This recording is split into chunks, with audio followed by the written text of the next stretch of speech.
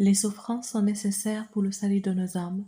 Par de nombreuses souffrances, nous devons entrer au royaume de Dieu. C'est que le Seigneur voit qu'il est nécessaire et incontournable que ses enfants souffrent un peu. Il juge cela nécessaire, tel un médecin qui te dit « ce médicament est amer, mais il est nécessaire que tu le prennes ». Tu lui demanderas « trouve-moi un autre médicament ». Mais il te dira « ce médicament-ci est nécessaire pour toi ». Cette piqûre va te faire mal, mais elle est irremplaçable. D'accord, tu prends la piqûre et voilà. Nous devons y passer, donc souffrir est nécessaire pour nous.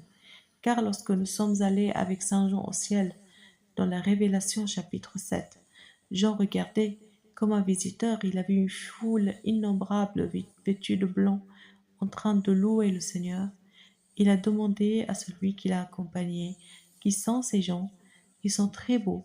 Il lui a répondu, ceux-ci sont venus de la grande tribulation. Donc, tous ceux qui sont allés au ciel sont passés par ce qu'on appelle la grande tribulation. Il faut que dans la vie de chacun de nous vienne un temps appelé la grande tribulation. Cela veut dire que toute notre vie, on va passer par des souffrances, mais il y a un temps où ça sera le plus difficile. C'est ce virage qui te fera passer par la porte étroite. Quelle est étroite la porte et pénible le chemin qui mène à la vie. Et peu nombreux sont ceux qui le trouvent.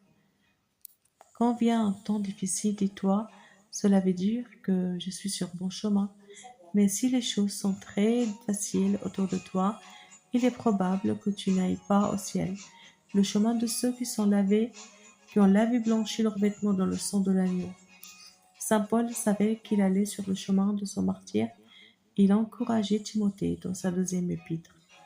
En effet, Timothée était très attaché à Saint Paul. C'est pourquoi il était dérangé car Paul lui disait qu'il allait enfin partir au ciel. Il allait être décapité par Néron. Il lui a dit alors, tous ceux qui veulent vivre dans la piété en Jésus-Christ passent par la persécution. Béni soit votre journée.